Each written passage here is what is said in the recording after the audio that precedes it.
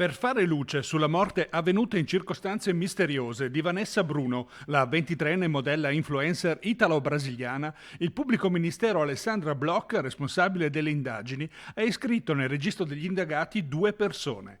Sarebbero un inquilino dell'abitazione in via Stichello, dove il corpo della ragazza è stato ritrovato, e un amico della giovane con cui si sarebbe presentata nell'appartamento e avrebbe trascorso alcune ore insieme mangiando una pizza in compagnia. La ragazza poi si sarebbe coricata sul divano e dopo aver preso sonno avrebbe trascorso la notte tra l'8 e il 9 gennaio scorso. Solo all'indomani, nel tardo pomeriggio, il padrone di casa ha lanciato l'allarme al SUEM, asserendo che, convinto che la ragazza stesse ancora dormendo, aveva cercato di svegliarla, scoprendo invece che Vanessa era già morta. L'autopsia sul corpo della ragazza è già stata eseguita, ma al momento non sono ancora noti gli esiti degli esami tossicologici. Vanessa potrebbe essere morta per un arresto cardiocircolatorio, ma gli inquirenti stanno mantenendo ancora il più stretto riservo sulle indagini. Aver formalmente iscritto i 2 indagati potrebbe rappresentare una svolta decisiva per le indagini.